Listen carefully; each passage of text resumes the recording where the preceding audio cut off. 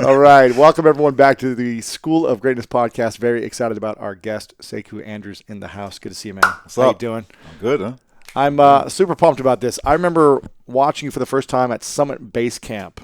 Where was that, Tahoe? Or Tahoe. Reno, yeah. Mm-hmm. Reno, is that where it was? Mm-hmm. Yeah, about 4 years ago, maybe? 3-4 years ago? Yeah, somewhere around there. And I saw you for the first time, and I was just like, wow. I came up to you afterwards. I don't know if you remember this, but I was like, I want to learn how to speak like you. Oh, I yeah. don't know if you remember this, but yeah. I remember that, but I literally up until now, I didn't make that connection that was you. Yeah. That's crazy. Yeah. And I remember hearing you speak, or I watched you speak, and I was just mesmerized. It was like this magnetic pull to your style, your approach to that's awesome. Not speaking, but performing and, everything which is what you call poetic voice, correct? Yep. That's which is your style of public speaking. Yeah. And can you tell us a little bit about what that actually is? What's poetic voice mean? Yeah, so poetic voice is basically the seamless blend of inspirational speaking and spoken word poetry. So if you imagine, if you're listening to a speech that's being performed and it gives you the same sort of energy and dynamic range and emotive power of a performance, and you lose track of where the business content ends and the storytelling begins and the rhyming begins and the theater ends and the comedy begins, and it just becomes sort of this one seamless experience. Because I would see a lot of poets or artists that were speakers, and they would do sort of a set speech, you know what I'm saying, where you'd be like, okay, I'm going to do my poem, and then you're going to applaud, and then I'm going to talk about it. Right. And then I'm going to set up the next, I'm going to tell you some stories. Then I'm going to set up the next piece. Then I'm going to perform. And then you're going to applaud. But and it then wasn't I'm going to talk. seamless. It wasn't seamless. It was like this. And I wanted it to be this kind of constant leaning in effect where you were like, wow, that's great business content. Is he rhyming? Wait a minute. Is this a story? Like, I don't know where we are right now, but I'm along for the ride, you know? Interesting, man. Yeah. And you used to be a teacher, is that right? It was the last job I had before I what started grade? working for myself. 5th grade teacher. 5th grade, man. 5th grade teachers out there, what up? Holla. Holla. Dude, when was this? How long ago? This was 14 years ago. Wow, man. I've been a full-time poet for about 14 years, and that was the last job I had. I was actually on the law school track. No way. Out of college. Because, your mom hears you got the gift of course. gab, and she's like, she doesn't say, you should be a poet. She says, you should be an attorney, Right. So I was working at a bunch of law firms in L.A. after I graduated college. And You from here? I'm originally from the Bay Area. Okay. I'm a Berkeley baby, so I did Berkeley, Right. went to middle school, high school in D.C., and then came out to L.A. for college instead. Okay. Went Cool, to Pitzer College out in Claremont. And graduated sociology and was going to do, was pre-law, working in law firms. And then I was like, dude, law was supposed to be my backup. Entertainment law was going to be my backup to being an entertainer. Uh-huh. And then you kind of look up and you're like, first of all, law is not really a backup. It's kind of a commitment. And then, and then I was also like, I'm not trying to be that bitter entertainment lawyer that's negotiating deals I wish I had. You know what I mean? Sure. Yeah. Like, check out my demo though. Exactly. So I was funny. like, let's try teaching. And I ultimately knew that as much as I love teaching, I couldn't give the kids my all that they deserved if I was out pursuing entertainment at night. Yeah. And so I decided to just take the leap of faith and, Interesting, man. How long were you teaching for? About 4 years. 4 years. Yeah. And you were doing your side gigs or nighttime. Initially during that period, I was chasing hip hop. That was my route to spoken word came from hip hop and acting. I was pursuing Hollywood, pursuing record deals, and then somewhere along the way, I was going to open mics to build a fan base for my music because I was always kind of too poetic for the record labels, and they would, the execs would be like, "Dude, I love your joints. I listen to it every day on the way to work, but it's not like bling, shoot 'em up, hoes, to like sell to the man next to the man." And so I started, all right, well, I'm going to do it myself. Entrepreneur in me kicked in. It was like I start my own, record label, Blind Faith Records, baby. That was the joint. And I started going to open mics to build a fan base for my music, and I accidentally fell in love with spoken word poetry. That wasn't the plan. And then it was kind of like, well, damn, now what do I do? Like there's no industry for this. Right. So then part of me started getting more excited about pioneering new trails in spoken word than being sort of tossed into the sea of demos and headshots out there competing for the same crumbs, Wow. And so when did you do the National Poetry Slam Championships? So during the 4-year period when I was teaching was when the transition happened. I went in thinking I was like, pursuing hip hop, trying to get a record deal, pursuing acting, and then that transition of falling in love with spoken word happened. And so then it was like, okay, I started building my name up on the scene, and my name built up pretty quickly. The spoken word scene. Spoken word. What, just locally, nationally? Primarily locally. Yeah. Here in LA. Shout out to DPL. The Poetry Lounge was my home venue and still is. And then right after I quit, it's a pretty powerful story of like, I decided I was going to quit my job. I took my taxes, my tax return money. I upgraded my studio to Pro Tools. I was nice. I'm going to record my album. I had a double CD I recorded. The CD wasn't out the day I was supposed to have my CD release show, right? So I quit my job on a Friday. That Tuesday or Wednesday or something, I had the CD release show. I was freaking out, like I don't have my CDs in my hand. Finally, the guy in Carson that was duplicating them was like, "Well, they're done. Come pick them up." I shot down to Carson. I picked him up. I rushed back. I ran to the stage. The dude was like, "What took you so long?" It was a Fly Poet Showcase. If you've never been, you need to check it out. One of the dopest shows out here. And he was like, "You're on in 20 minutes." And I'm backstage panting and sweating. And I go on stage. I do one of the best sets of my career at the time. I step out on stage afterwards, surrounded by audience members, and I make my rent in CD sales that night. Wow. And I remember, like, when the crowd cleared, I just looked up at the sky, and I was like, damn, I can do this. Like, it was the most powerful moment of, I can do this. And then the next day, I took off to D.C. where my girlfriend lived at the time, so I could do like a safe tour, meaning I had a place to sleep and some for free, some bread in the fridge, and I toured for about a week and a half. Came back with a wad of cash. About a few weeks later, went to Atlanta. Came back with a wad of cash after about a week and a half. Selling CDs, right? Selling my CDs, and then a couple of weeks later is when I won the National Poetry Slam Championship. And so then that made me the #1 slam poet in the country, which then gave me the eyes of the country. So now I could go anywhere and my name preceded me. And that helped with that. It was like almost scaling myself. Yeah, right. Wow. Well, how many people compete in the championship? So the National Poetry Slam Championship is probably about I don't necessarily know exactly what it is now, but when I was competing, it's probably grown since then.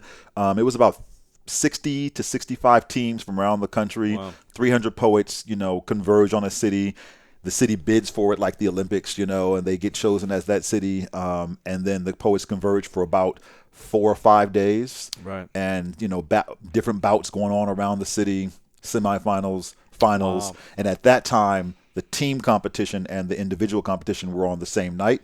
And I won the individual competition. Wow. And then 2003, the following year, I then went back and I won the team competition. So that's why it says two-time national champion. Have you not gone back since?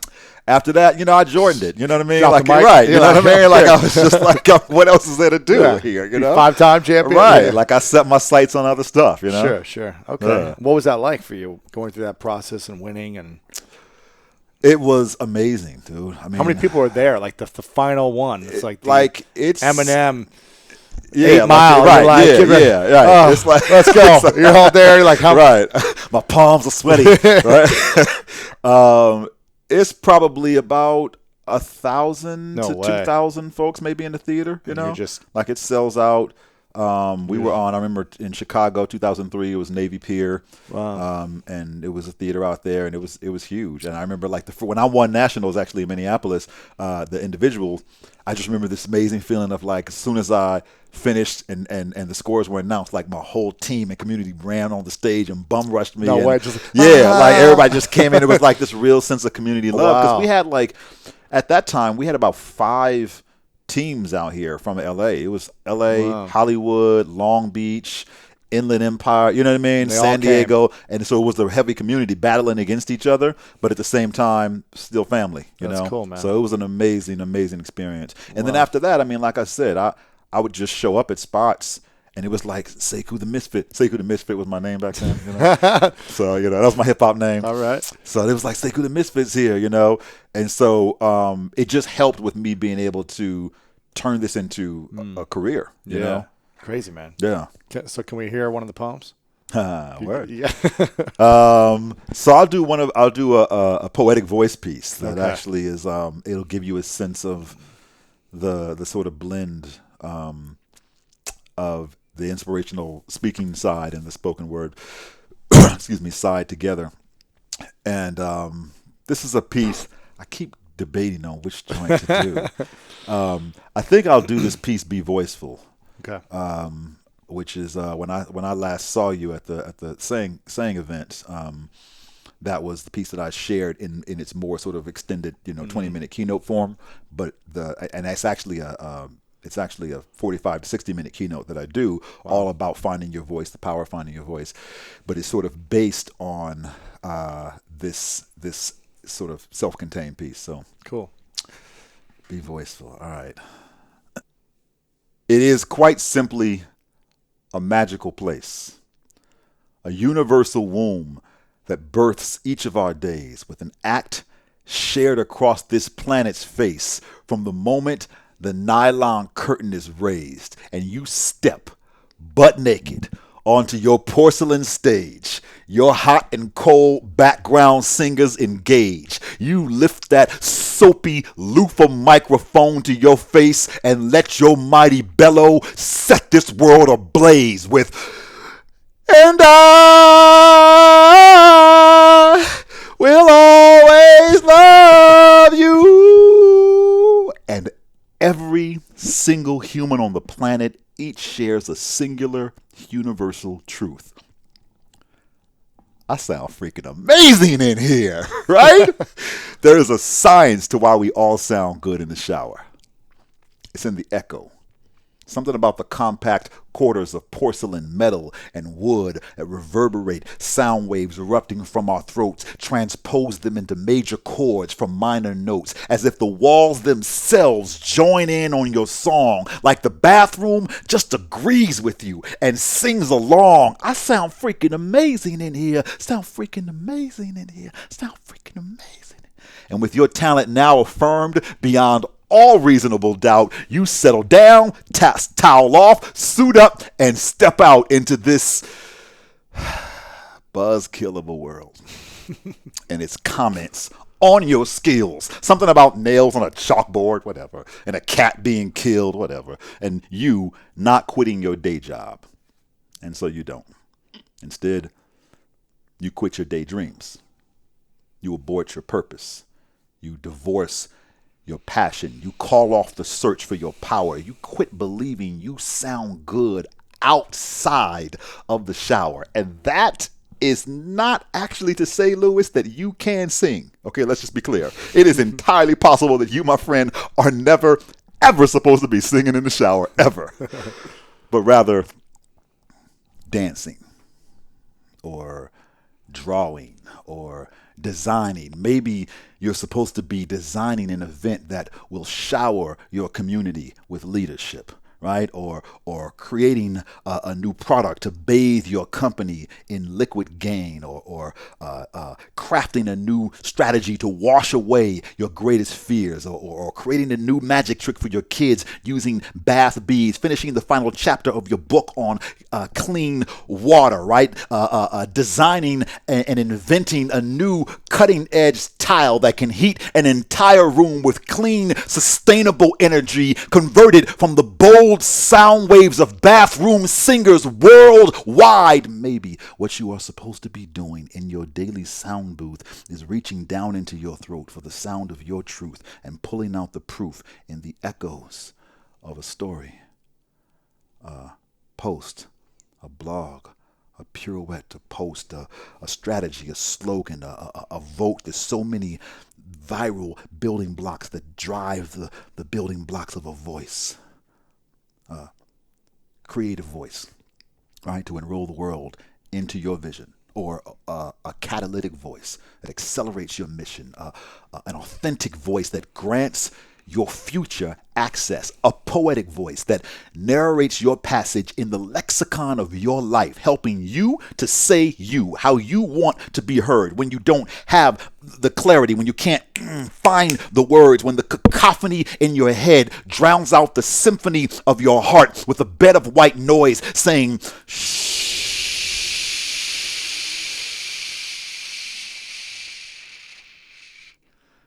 It's not that you can't hear your voice.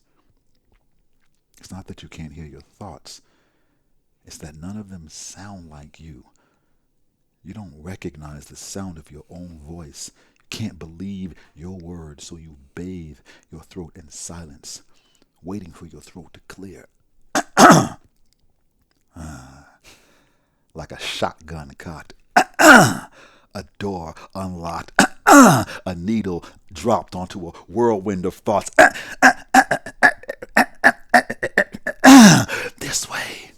This is the full expression of what you were born to do. This is the how to do it that is uniquely you. This is the how to say it with this voice, these words. This is the how to live it, to be joined by those you serve as the voice of your customers or your community or your cause. But you are still your most important audience member of all. If your truth calls in the middle of life's forest and you ain't even there to hear it, it will not make a sound, a mark, or a difference. So what is the point of showing up to life if you don't announce you're there? What's the point of having a story if it never gets shared because you're too scared to talk your walk? Own what you do different. The first step to finding your true voice is to listen to voices other than your own. Then print your edition. Let the similarities help you define your divisions. Then say you to the world. And when met with resistance, when they tell you talk is cheap, you tell them silence is unaffordable. Be voiceful because you are what you say. So don't say what you do until you do what you are.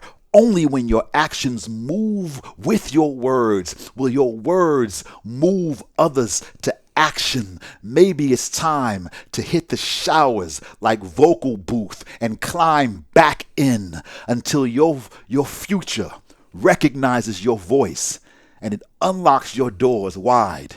Your fate's GPS speaks in your voice and announces you have arrived. And you step outside into life's voice booth of earth and seas and skies and prove your voice sounds just as freaking amazing as it did inside as you announce to this world, I am here. Right here. And I'm finally the right me. And it echoes off everyone around you till the universe responds, I agree. And your future clears its throat for good and joins in on your song. And your voice becomes an anthem. And the whole world sings along. I got the chills. I just got the chills. That was great, man. Holy cow. Thank you, dude. Appreciate it. So teach us how to do that. No, I'm just kidding. Right. So what you just did, everyone needs to go watch this. If you're listening to the podcast, go watch YouTube/Lewis House so you can see the performance side of this as well. Yeah, it's so weird, like performing at a table. Yeah, like, you're not standing. Yeah. You're much more animated when you're standing. I am, but I also like I'm a big proponent of like be mighty on any stage, no matter what it is. You know, like people get so wrapped up in, but I'm in a boardroom, I'm at a podium, in a camera frame. I'm like, tell Meryl Streep she can't be powerful in a tight camera frame. Yeah. You know what I mean? And like more your facial expression. You have to use what you have. Like literally, your body becomes chest up. So very little was happening obviously down here because there's nothing to do, but I'm still connecting with you. I'm still connecting with the room. Yes. This entire room is my stage. My face is my vehicle. My body, my arms, my fingers, everything is my instrument. And I tell people all the time when I'm doing something on video or for webinars, whatever, I'm sure you can you can relate to the fact that you can be dynamic on a webinar. Like that's your whole business is like saying I'm gonna bring the party to my webinar. Yeah. And it's like no matter how tight that frame is, you go, okay, so what do I have to work with? Eyes, nostrils, hair, you know what I mean? Like lips, I'm going to use all of it. Yeah. Amazing, man. Do you feel like there can ever be too much performance if you're, let's say you're speaking on stage, for example, or in a boardroom? Can you have too much performance? Oh, yeah. And is there ever a time where you should be more, I guess, hands down and not as expressive, or what do you? So let me say this: like the TED Talk styles, it's not too much performance. It's the wrong performance. It's not the timing of it, right? Well, so a Broadway actor has to be big.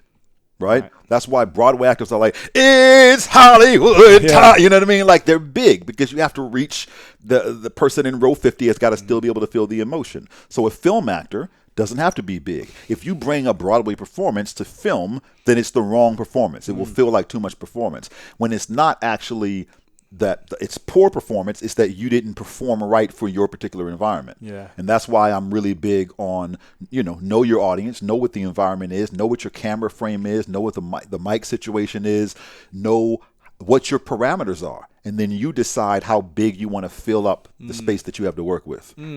Amazing. What is something that everyone could use more of when they're speaking on stage? Connection. What's the best way to connect? The best way to connect with a human being is to be a human being. So you stand on stage, you're not speaking to business cards, you're not speaking to titles, you're not speaking to technology, you're speaking to the people that run technology. You're speaking to the people whose names are on the business cards. And so you find those universal connections, those universal threads and stories that we all share. You undress yourself, you peel off your layers, you show yourself, show your humanity, and you make sure that you become a masterful storyteller, so that it feels like I just sat up there and watched you talk about your humanity and your stories and your life, and yet I'm walking away with amazing business takeaways, incredible sense of what the data is that he delivered, all the stats, all the numbers, all of that I got. It was unrecognizable, but yet unmissable. And that's the power of really you becoming a powerful storyteller. So is there a framework to this? Do you have like a structure to a speech, let's say a 30-minute speech, or any time frame, doesn't matter, but you want to get some data points across or lessons or bullets? How do you know when to weave in story and vulnerability and connection and intimacy and reveal yourself? How does someone... If you think about, again, I always go back to performance because I have a successful speaking career and I was never trained as a speaker, right? I was trained as a performer. So I'm always bringing what performers do to mesmerize an audience into speaking. And if you think about, going to a concert or a dance recital or a comedy, an hour-long comedy routine or whatever, right? It's an act and an exercise in energy management. You're always trying to harness the audience energy, right? And so you always juxtapose highs and lows. You always juxtapose different energies. You always juxtapose. If you look at a film, the most powerful films are the ones that make you laugh and cry. You know what I mean? And so you're always figuring out, how can I put these diverse energies together in a way that creates a journey and creates a crescendo. And so, if I'm looking and I'm in a tender moment too long, then I know the audience is going to need the valve to be released on that. Right. You know what I mean? Some humor or something, humor, a point, a powerful takeaway, an inspirational message that puts the stamp and the seal on that tender moment and gives me a sense of why I'm experiencing this and what to do with these emotions. And then I move you into a different place.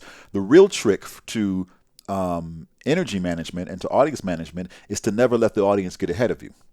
And that's what happens. A lot of times we get up there, we got our slides. The slides say what we're going to say. We just repeat the slides, or you do things like, I'm going to tell you a story now. You forecast every single thing that you do. And the audience, after a while, here's the 3 things I'm going to talk about. And they go, great. Well, I got that. So let me check my Facebook now. You know what I mean? And so they check out because they go, I understand what this is about to be. But if you can create an experience where they never quite get their grounding, and they never quite get a firm foothold, so they always feel like, I don't know what's about to happen next, and I kind of want to know, so let me pay attention. You know what I mean? And then, what at the end, would you wrap it all up and say, well, this is what I told you, or this is what... Oh, no, you don't wait. You don't have to wait till the end for that. Gotcha. You can deliver those. I deliver my takeaways all throughout, just like any other speaker. Sure. You just don't see them coming. Right. I have one of my most popular keynotes is called DIY Innovation. And it's all about how innovation starts with yourself. You innovate yourself. It's like, the HGTV version of innovation, right? It starts with you. You have your hammer and your screwdriver in your hand, and you have to, if you're going to be a leader trying to inspire a culture of innovation, you need to walk that innovation talk, right?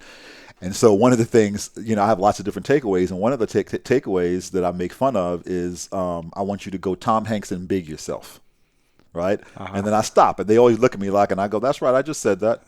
That just happened." You know what I mean? I'm a poetic voice. I can innovate the takeaways of my choice, and I choose to tell you to Tom Hanks and Big yourself, right? And then I go through the movie and how we've all seen the movie, and they raise their hand, and I'm like, he was sitting there, and I go through the whole point of Tom Hanks in that moment saying, "I don't get it.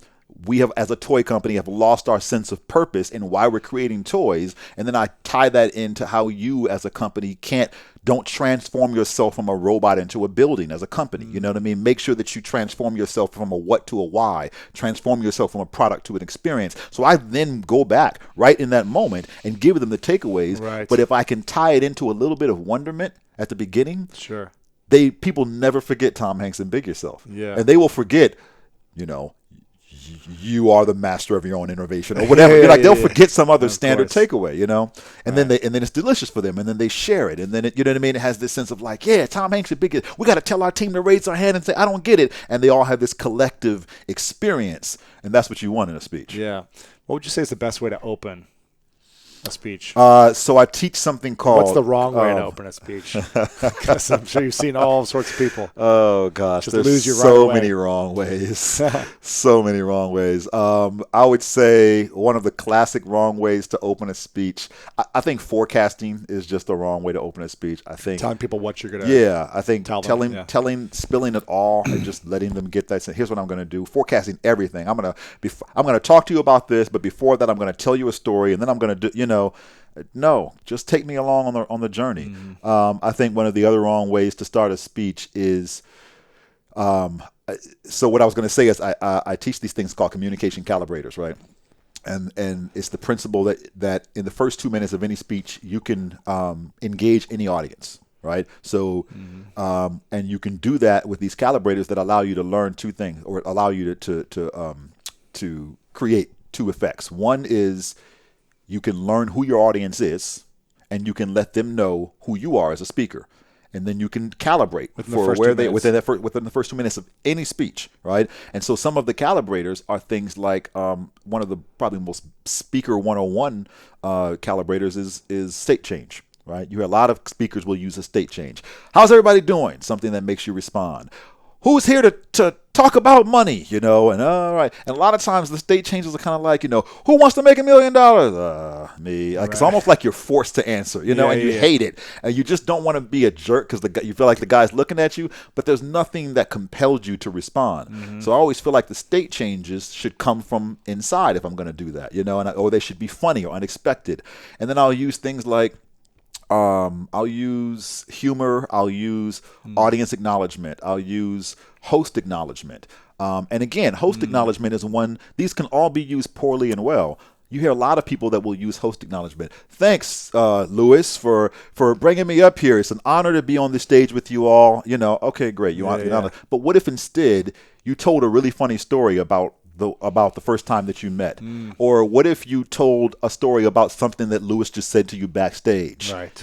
You tied it in some way that was just unexpected, felt natural. If you acknowledge the audience, why not acknowledge them in a way that's, you paid attention to the fact that the speaker before you just did a dance. I remember I was doing a perfect one. I was doing a speech where they had a prayer done. And the reverend that did the prayer before dinner, it was a dinner speech. He rapped his prayer, right? So my audience acknowledgement was to get on stage and make this whole joke about how, thank you, Pastor Johnson. I appreciate that amazing prayer. I just have one thing to say. Can I keep my job? Because, you coming after, I'm supposed to do the poetry up in here. You know what I mean? And I didn't come over to your table giving the prayer. Can you back off my So a great moment acknowledges what happens, but actually ties it back into my speech, and then I move on. So everything that you're doing should be to create the desired effect that you want, and not just as if you're following speaker rules 101. Right. And a performer always thinks, if I'm going to get you to say "oh" or scream or put your lighters up, I'm going to create that effect and harness that energy so that you want to do it. Nobody ever is forced to put their lighters up at a concert. You know what I mean? Right. Like, you do it because you're having a collective experience, and that's what speakers need to bring into their speeches. Man, What do you tell to people that are just like terrified of speaking in the first place? What should they, I'm terrified to get on stage. When I started speaking, I was terrified, and I did Toastmasters for a year. Mm-hmm. And every week I showed up and I learned principles and just practiced in front of a group of 20 people who gave me positive feedback and what I could work on and how I could improve. And it gave me prompts. It allowed me to use props and different tools and techniques to try to just get out of my comfort zone. Mm-hmm. Get behind the podium and in front of it. Mm-hmm. And what would you say to someone who's like just terrified? It was like, all these things sound great, but I don't even think I can stand up. Yeah. I mean, so Toastmaster, there's so many great speaker programs out there. And what, even to me, the worst ones, or the most basic ones, I should say, are still good, because we all are at different places, like you said, with our public speaking. Like, if you're just like, I just need some tips to just be able to get out there, then it's great to just get out there. Something like Toastmasters is great to actually just force you to start getting on stage and just being in front of people. And, they'll do things like, count your ums and, have the clicker, all that kind of stuff. And it's meant to stop you from the behavior that is debilitating for you, right? To me, the problem is then we stop there as a speaker. There's nothing after that. Right. There's no advanced training. Right. And even when there is advanced training, it's a continuation of the same mindset. Right, so it's still helping you to suck less, basically. You know what I mean? And I'm going like, my goal is like, I want you to move from sucking less to being, instead of just focusing on eliminating your mistakes, to be able to be mightier than your mistakes, to be able to be Beyonce that falls and trips on the stairs and gets up and is still amazing. Everybody's like, that's the best concert I've ever seen. Right. And the fall may go viral on YouTube, but you wrap that into your press and positioning, and you get more record sales from it. But it never stops you from being mighty on any stage. And I think it's a mentality shift. It's a so say, for example, with someone that has I'm actually working right now with an executive who has debilitating nervousness, had a really bad experience, and needs to be able to get over that so that he can be the voice and the face of his company. And one of the things that I have to remind people is that your nervousness has a source. Your nervousness is coming from the fear that you will not execute something well. So people a lot of times will attack nervousness, and that's it. And you have to do that because it is a physiological response. And simple. I mean, the most basic things: breathing and visualization and mindfulness and all these kinds of things that we work on that are performance techniques. But you have to recognize that there's an equal ratio with nervousness and confidence. So the more that you are building your confidence in being able to execute powerful techniques, the less nervous you'll be. Right. Because part of your nervousness is you're confident now. Right. You're not confident. You don't think that you're going to be able to stand out. You think your jokes are going to bomb. When I work with people to say give them improv training, improv training is to make you distraction proof, right? An improv artist, no matter what happens, I can turn any disaster into delight. If you walk on the stage with an improv artist's confidence, nervousness goes away because you're like, come on, bring it at me. Whatever you got, throw it at me. I can take anything the room can throw at me. My slides are in the wrong order. Somebody laughs, door slams. I've had fire alarms go off. I've had stages collapse. I've had lights and music blare in my speech. I will turn all of it into an amazing moment because I think like a performer, like an improv artist. So even though I do get nervous, and I believe nervousness is good, by the way, I believe that a certain amount of nervousness is good to keep you present, to keep you focused, to keep you alert, right? So you never want to eliminate it because then you look like that robot on stage that's going to the speech that you've done 100 times. Right. But if you can keep enough nervousness so that it keeps you focused and alert, then it turns into the zone. It turns into flow. It turns into adrenaline. It turns into all those things that keep an athlete in the zone, and keep a singer in the zone. You know what I mean? And then literally everything begins moving in slow motion, and you just are masterful. And the audience watches you not only deliver, but they watch you recover masterfully. And people love a good recovery, whether it's a business story in reading somebody's book, whether it's the hero's journey in a movie, or whether it's watching you on stage face incredible odds and overcome them and recover. They love watching that. Yeah. So what are the things we can do to be masters then? As opposed to, we go through the basics to not suck. Yeah. Then do you tell people to do improv then? Is that something everyone should do if they're going to be a speaker? I think that you you getting outside of your box, outside of your comfort zone, you moving yourself outside of the mentality of just a speaker. I think that you have to do both. It depends on where you are in your level as a speaker. So if you are just starting out, then I think you want to learn from as many sources as possible. Sure. You know, all of them are going to give you great tips, great techniques. As you become more advanced, or even as you're starting off, parallel, you know, in tandem to learning from speakers, learn from outside of the speaking industry. Yes. You know, I'm big on learn from outside of your industry to stand out within your industry. And we do it in our businesses. Right. We do it I'm working with corporations all the time where it's a healthcare company that's learning how to eliminate medical error from the airline industry. You know what I mean? Like, we do that in our businesses, but we don't think to do it in our communications, our personal communications. Sure. And so who are the people we can learn from? Actors, singers, musicians. So improv. I'm big on, if you want to learn how to be more graceful on stage, then why not learn from a dancer? Right? Dancers tell entire stories with their bodies and no words. Yeah. So if you think that your content is so dry, imagine if you had no content and you still had to deliver that story and there was no verbal content, right? How could getting into your body help amplify your storytelling? If you want to learn how to create infectious speeches that leave your audience remembering them for years, learn how to write your speech like a songwriter instead of a speechwriter. How many times have we had because I'm happy in our head, or hey, soul sister, or any of those hooks from the summer that we are singing and we can't get out of our head? I had a woman that was giving a TED Talk, and as soon as we began recrafting her speech like a song, we realized that she had like 12 hooks in it, and nobody's going to listen to a song with 12 hooks, and she had to restructure it. And this is the chorus, this is the A verse, this is the B verse, this is the repetition, this is the crescendo, this is when the curtains pull back and the gospel choir is revealed, and just stage dive into the audience, you know? And it was that sense. And so if you want to learn how to be authentic in your skin, why not learn from an actor?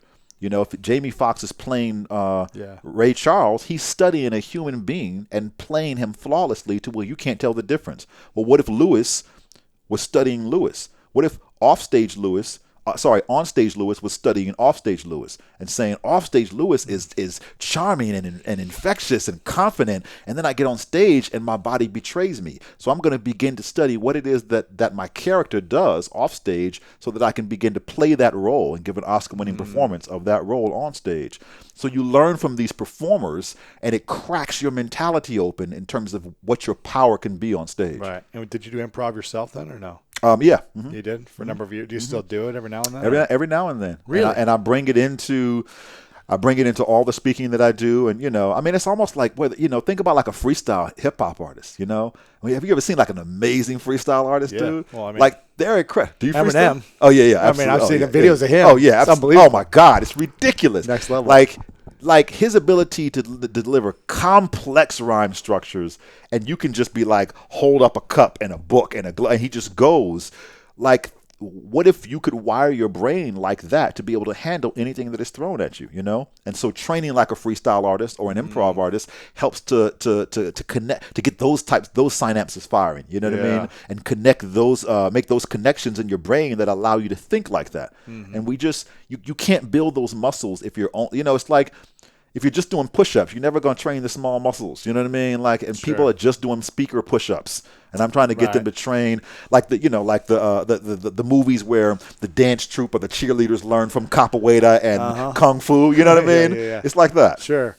How important is it to memorize certain parts of a speech or performance?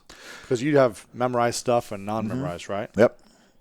So here's one of the things that people rarely know about me. I am probably on teleprompter about 90% of the time, and no one ever believes when it you speak. When I speak.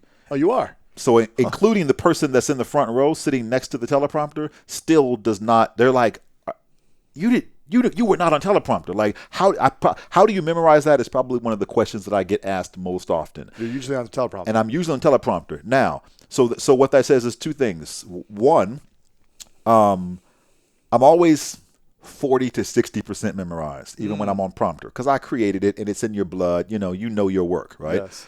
Sometimes it's just personal stories, anecdotes, and then the reason why I'm on prompter, just so I'm clear, is because of the nature of Poetic Voice. The poetry aspect, we're very, very specific about each word, each syllable, So it's not just a free flow talk the whole time. I seamlessly weave in and out of the poetry, and I have to honor the structure of the poetry that I wrote. And poets, we can agonize about whether the word should be yellow or canary for like an hour, Right. So after we decide the perfect word and the perfect structure and symmetry and so forth, you want to honor that. And then I'm constantly repurposing work. So I'm diabetes on Monday, cloud computing on Wednesday, and shoes on Friday. So I have to make sure that I'm making sure that the work is applicable to the industry that I'm in, and that I'm honoring the structure. But that said, I'm always moving in and out of the parts that are memorized and the parts that aren't. One of the techniques that I teach a lot of different techniques on how to memorize dense amounts of content very quickly. And one of the quick tips that anybody can use is just, again, so much of this stuff is like we've been taught it, but we just don't use it. Muscle memory. Muscle memory is one of your best assets to memorizing something quickly. The first time that I had to memorize that phrase, learn from outside of your industry to stand out within your industry. If you remember that when I first did it, I did this gesture, right? Because I had to memorize that phrase as part of something that I had memorized basically overnight, like less than 12 hours. And it's, a lot of my stuff is tongue twister, it's play on words. And so it gets confusing verbally. And I kept messing it up. Learn from inside to messed out to, what is it again? Right. And so I just forced myself to go learn from outside your industry to stand out within your industry. And so what happens it's like sign is, language. Right. Yeah. And so I point to my head, I point out, I point to my head at learn, point outside at outside, point, stand, and I point to my feet for stand, and then I, make a gesture like it's coming from out of me for the word within. And what happens is you get to that part, your brain will blank. Your brain will go, what's the next line? But your body is already doing this. You know what I mean? And so then your brain looks at what your body's doing, and your body's going, hey, psst, here's the line. And then your brain goes, oh, right, learn, because we're pointing to our head. And then next thing you know, you're back on track. So if you can begin to use, like, this is the part that I go down, this is the part that I reach up, the more you use a technique that I call body telling in your storytelling, in your speech delivery, then you also give yourself a powerful memorization technique. That's powerful, yeah. So you don't have to just memorize everything. You Right. have to more memorize the cues. That's right. The body language. The body is the stage manager off stage in the wings, telling going, you the line. "Here's the line." Yeah. I like that. Exactly. Amazing, man. This is powerful stuff, and you've got a program, correct, that helps people become better speakers. What's it called? It's called Stage Might. Stage Might. Yeah, it's a course that I've been teaching, CEOs, C-level executives, on down to entrepreneurs, on down to people that just want to be a more powerful attorney or a more powerful mom at the PTA meeting, and just saying, like, I want to be a more dynamic communicator and influence people in a more powerful way, whoever they are. And where do they get that at? So I do typically, you can get it on my website, SekouAndrews.com. Okay. And, you can also make sure you go to rockstarspeakersecrets.com. And that's where I'm actually, that's where I'm just training. That's where I'm just pouring. You know what I mean? Like, I'm literally just going to spend an hour or so on a webinar, just literally teaching as many of these types of techniques visually for people as possible. This really came from, I didn't have a desire to be a speaker trainer. Like, I'm a successful speaker. I'm good. Like, this came from me getting tired of not having an answer for how do you do that For everyone else. Yeah. Yeah, because you were doing a lot of one-on-one training with people, right? Well, even before I was doing the one-on-one training. Yeah. Like, I was just getting the CEO of the company that I spoke for going, how can I connect with my audience the way you just connected with my audience? Right. Yeah. And I was just kind of like, well, that's just my gift. It's my magic. I don't know, And as I began to dissect that process, I was like, I'm not bringing in speaking stuff. I'm bringing in performance stuff. And once I realized that, I was like, that's the difference, is all of them are trained as communicators and speakers. None of them are trained as artists and performers. And they all think, well, I don't want to train as a performer because I'm not trying to be a performer. And I'm like, well, yeah, it's not to be an improv artist, not to be a singer. It's to bring Beyonce into your boardroom. You know what I mean? It's to bring Marlon Brando into your book tour. It's to bring the rockstar secrets into your public speaking. I love it, man. Yeah, So man. Rockstar Public Secrets. Rockstar You got me messed up. Speaking. Rockstar Speaker Secrets. RockstarSpeakerSecrets.com. And SekouAndrews.com, Yeah, right? and Sekou Andrews, Okay, Sekou.com. There you go. This has been great stuff, man. Thank you, dude. What's the thing you're most proud of in your life that most of us don't know, or most people don't know about you? What is the thing I'm most proud of? Wow. I would probably, well, if you're talking about, so you said specifically something that people don't know about me? Yeah, something you're proud of that most people don't know about.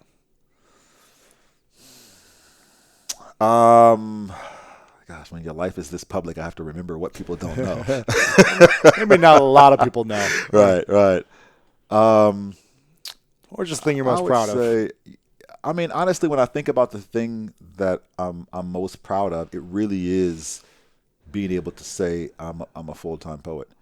Like, there's just, it's pretty cool. You Not know what I many of mean? you. Like, there's a handful of people. You and Adam like, and right, Q and Q, right, Prince Steve EA, Connell, maybe, Prince EA, in his own way. right, and most of them are my boys. You know, and Yeah, Q's yeah. my fam. Yeah. Steve, you know, a lot of us came up on the same scene out here, and there's very few of us that can say that, and that's a real point of pride for me to just be able to say, like, this is, you know, I always joke how I left. When I stopped pursuing hip-hop and acting, I stopped pursuing multi-billion-dollar industries to pursue like a multi-hundred-dollar industry. Yeah, exactly. And to figure out how to pioneer it into a at least $1 million industry. Yeah, you know? You've turned your passion into your profession. Yeah, and I'm very proud of that. That's cool, man. Yeah, it's a gift. And I think there's a lot of people listening who can be inspired by that, where they might have a passion for something that is even small, that is a bigger niche than yours. Yours is a much smaller niche than theirs. It's very small. But they feel like, I'm passionate about surfing, but I don't know if I can pursue it or pursue the industry or whatever, whatever it may be.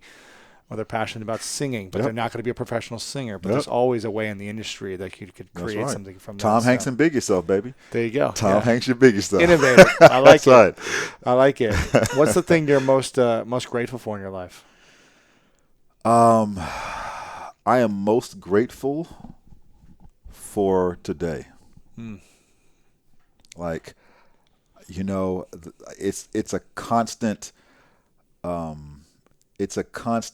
gratitude outdoing of itself in my life. You know, I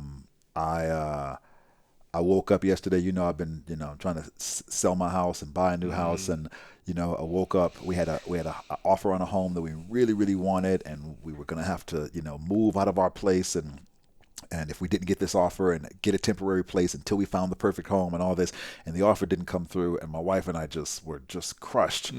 And I woke up that morning, and one of the students in my Stage Mic program had sent me an email that I had. An email basically saying that in the Louisiana floods recently, she lost everything. And she was asking for donations, and I donated very quickly because sometimes I can wait to send the most powerful emotional message and then I forget to do the thing that she needs immediately, And so I donated right away, but I never got back to her. And I just sent her an email and was just like, your story reminds me of how much that I have to be grateful for, that not only can I help you in this particular situation, but also, like, what am I tripping off of? Like, whether, people, I always say, like, my daily prayer is that I thank God for my problems, because I got good problems. Absolutely, man. I got fantastic living in Los problems. Angeles. You know what I mean? Good life, man. Yeah, like, I got the best problems in the world, and I have the ability to solve them. I have the resources, I have the community, the love, the faith, the persistence, the endurance, the wealth, the skills, all of it to solve any problems that I have. And so it's a daily act of gratitude for me. That's cool, man. Yeah. That's cool. This is a question I ask at the end called the 3 truths. And if this was the last day for you many, many years from now, and you only could leave behind 3 truths of lessons or inspiration that you would pass on to your friends, family, and the world, you get a piece of paper, you get to write down the 3 things you know to be true about life, what would you say are your 3 truths? This is all they would have to remember you by.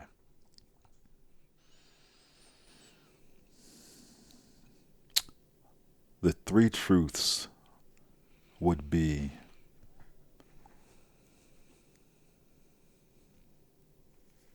the first would be,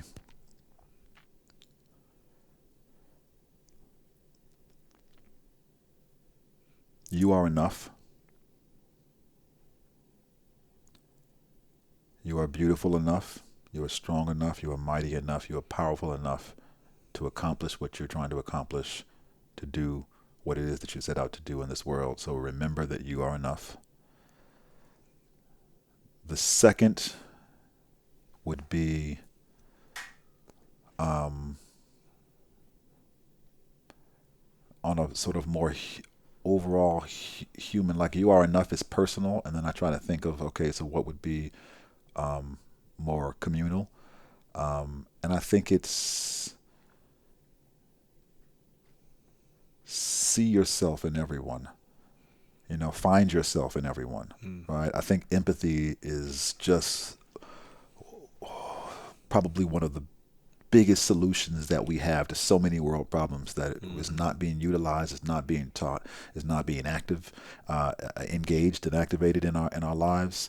And just finding yourself in everyone is just a powerful truth to help your challenges and the world's challenges, and to bring us closer together. And then if I was to do one for sort of my career legacy, and people that are inspired by my story, it would probably be when you get tired of trying to break into the industries of the world, create your own industry and make the world try to break into you. Ooh, that's a good one. Yeah. I like that one. I like that one. Is there any question that you would like me to ask you before I wrap up the final question? It's a good question. Any question that you would like me to ask you, I would like you to ask me? Or any question you wish people did ask you?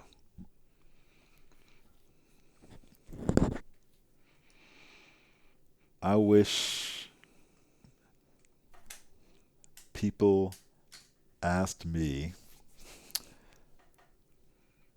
That's a good one.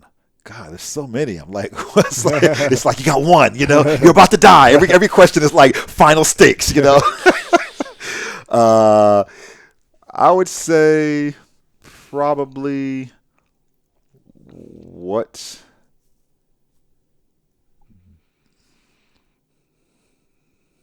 my favorite superpower? What is it? I don't know why that just came to me. I don't know why that just came to me. It's not necessarily a question that I wish everyone would ask me, but it is a question that in this, standing in the room of greatness. Yeah. Well, what's the superpower? Right. Well, it's funny because I, as a kid, I always wanted to have telekinesis. I always wanted to have telekinesis.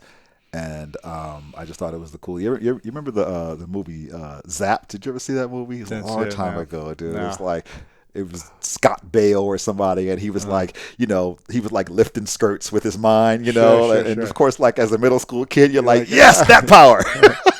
And so I always wanted to have telekinesis, and then when I was creating the opening piece for Jim Quick. I was creating the opening piece for Jim's Superhero U conference, and I was trying to think of what my approach to superpowers would be, and there was this book called The Girl with the Silver Eyes that was like my favorite book of a girl whose parents who was born with these silver eyes, and she could move things with her mind and do the dishes while she was laying in bed, and I thought that was really dope.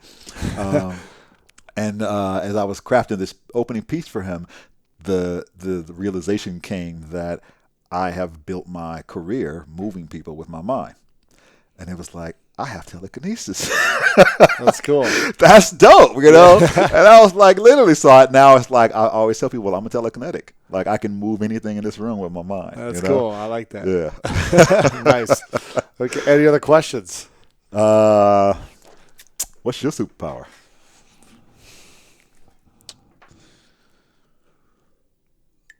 I would say I'm really good at creating a vision and bringing it to life, either for myself or for anyone else, and either figuring out the way myself or showing others how to get to the vision they want.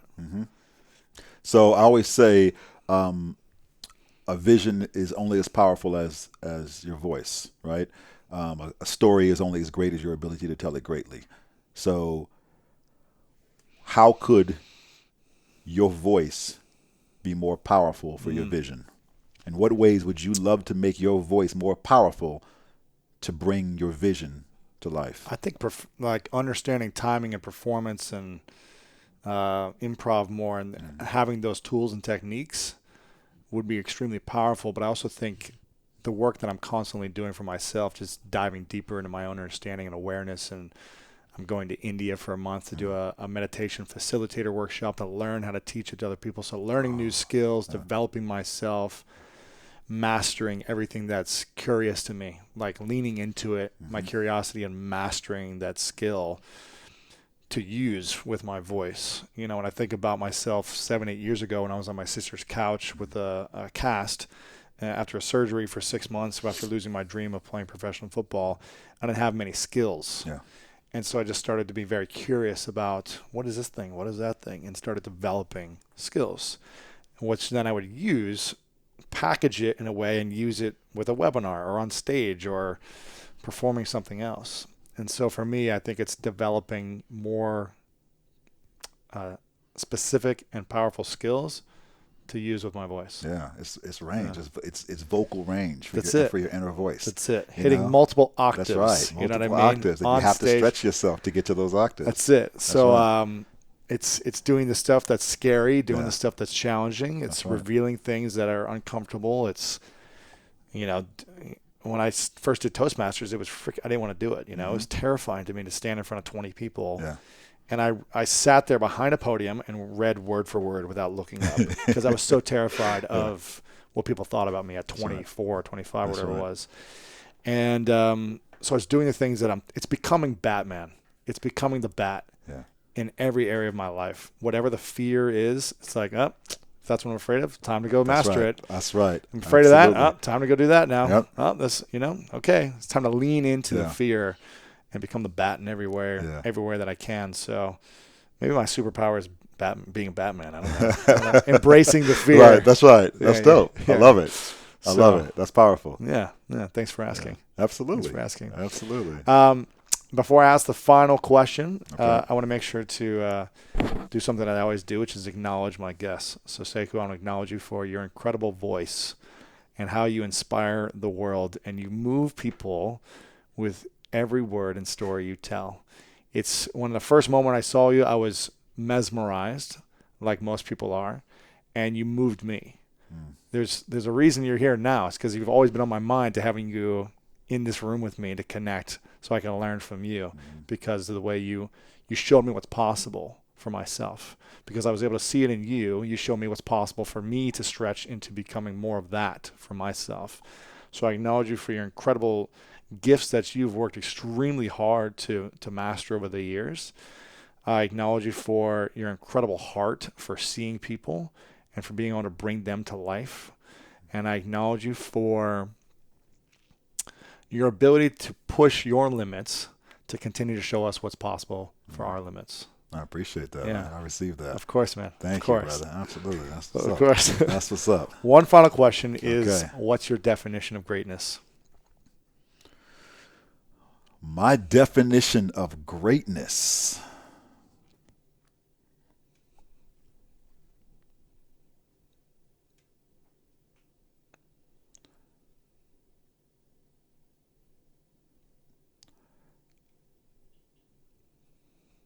My definition of greatness is the ability to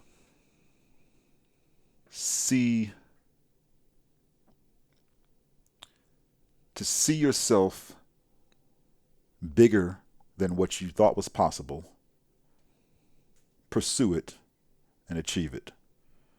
I think greatness, by definition, is outside of the range of what we think is possible. And when we think about people that have greatness, they, like you just like you just got finished describing, they are pushing themselves beyond the range of what is supposed to be possible, what is good enough. You know, we live as a society, and this is good enough. You've done good, you've done well.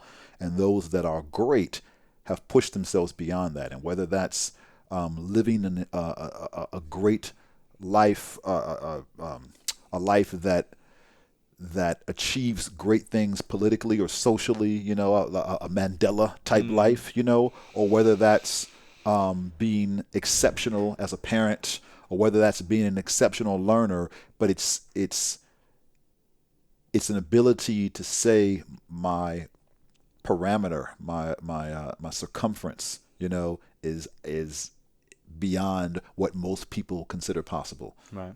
And I think once you see that, once you pursue that, and once you achieve that, you landed greatness. Sekou, thanks for coming on. Appreciate it, pleasure, bro. man. Thank you.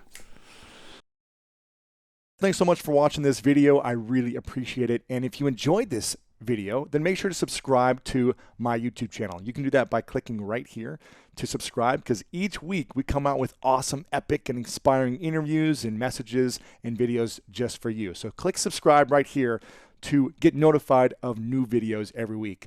Also, if you enjoyed this specific interview, we've got a lot of great interviews like this that are uplifting and inspiring. So click right here to watch the previous interviews, because the people I've had on are pretty cool and epic as well. So click here to watch previous interviews. Click here to subscribe. I love you guys, and I'll see you very soon.